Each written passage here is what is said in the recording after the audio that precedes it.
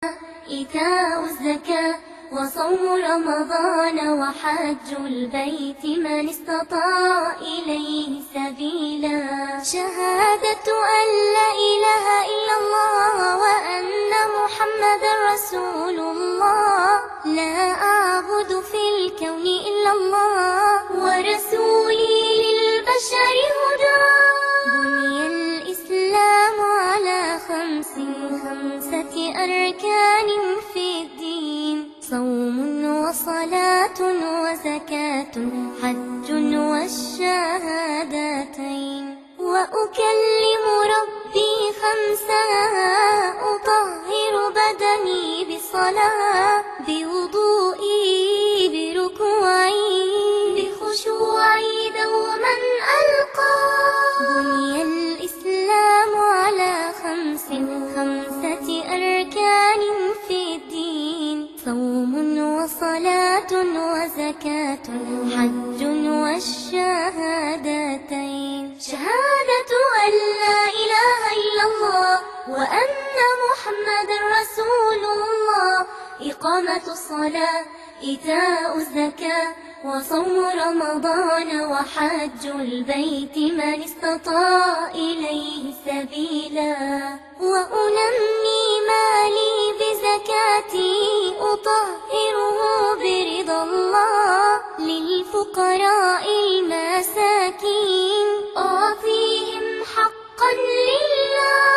بني الإسلام على خمسة أركان في الدين: صوم وصلاة وزكاة حج والشهادة.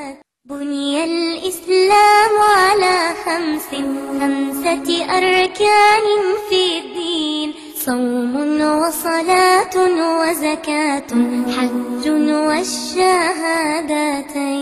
شهادة أن لا إله إلا الله وأن محمد رسول الله. إقامة الصلاة، إيتاء الزكاة وصوم رمضان وحج البيت من استطاع إليه سبيلا.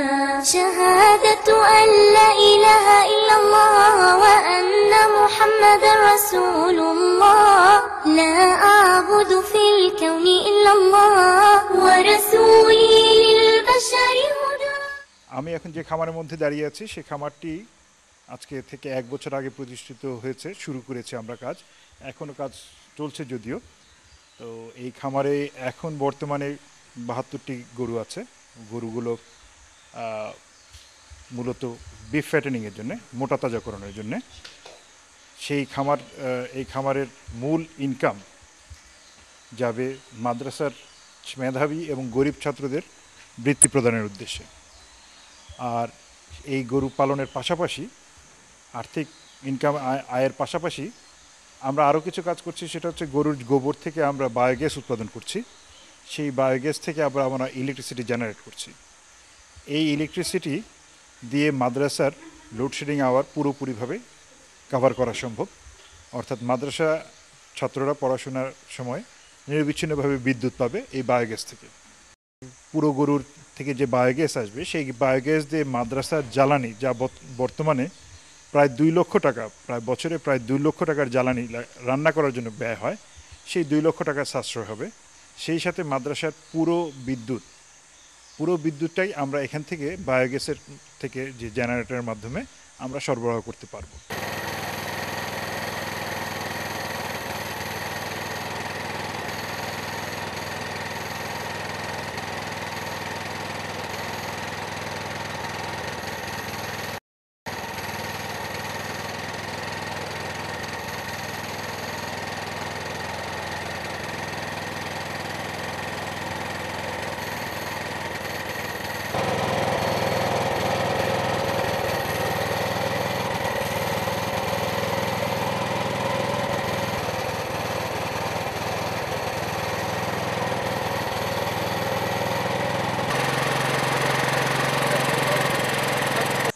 আপনারা কদিন আগে বাংলাদেশ টিভির নিউজে 8টা চ্যানেল থেকে এনটিভি, তার এর সাথে আমরা বিদ্যুৎ উৎপন্ন করছি।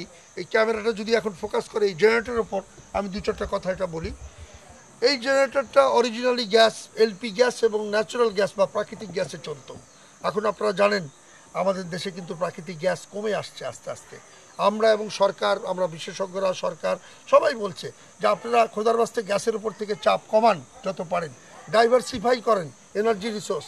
আজকে এই ডাইভার্সিফিকেশনের ব্যাপারে আমরা কিন্তু এনার্জি সাশ্রয়ও করছি। সাথে এই যে জেনারেটরটা, এটা এখন বায়োগ্যাসে আমরা রূপান্তরিত করেছি সম্পূর্ণ দেশীয় প্রযুক্তি দিয়ে। আপনার ওই যে সামনে যে নলটা দেখছেন, এটা গ্যাস মিক্সিং ভেঞ্চুরি বলে, এটা আমরা লোকালি উদ্ভাবন করেছি। এটা যে কোনো জেনারেটর, ইভেন পেট্রোল জেনারেটরকেও আমি কনভার্ট করে দিতে পারছি টু বায়োগ্যাস। কেন বায়োগ্যাসে মিথেনের কন্টেন্ট, CH4 যেটা মিথেন, যেটা জলে অ্যাকচুয়ালি ইঞ্জিনের ভিতরে, এটা 60% থাকে। আর প্রাকৃতিক গ্যাসের মধ্যে তিতাস বা বাকরাবাদ এর মধ্যে থাকে 94%। 60% বা কম কিসের? এইটা কিন্তু নর্মালি একটু অসুবিধা হতো। এই জিনিসটা দেওয়ার পরে আমাদের কিন্তু যে কোনো ইঞ্জিন এটাতে চলবে, এবং ইঞ্জিন মানেই জেনারেটর চালাতে পারবে। এবং আমরা কিছুক্ষণ আগে জাস্ট টেস্ট করলাম, ওনার আগামী সপ্তাহ থেকে ফুল একটা জাস্ট এখানে একটা রুম বানানো হবে, ছোট্ট পাওয়ার হাউস মতো। এখানে আরও জেনারেটর আসবে এবং এই 90টা গরু থেকে সম্পূর্ণ উনি এখানে কিন্তু এই কমপ্লেক্সটার বিদ্যুৎ দিতে পারবেন। এর সাথে সাথে প্যারালাল আর একটা বড় ইঞ্জিন এস্টাবলিশ হবে, সেটা আমরা কারিগরি সহযোগিতা।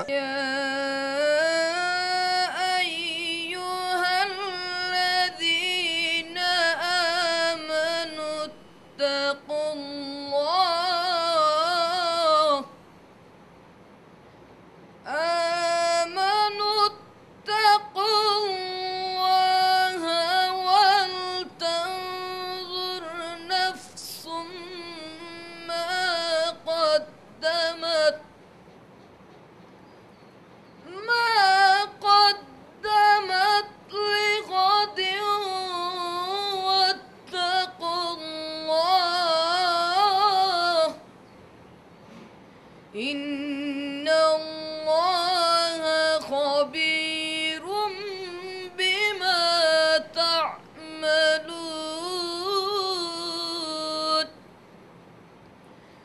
ولا تكونوا كالذين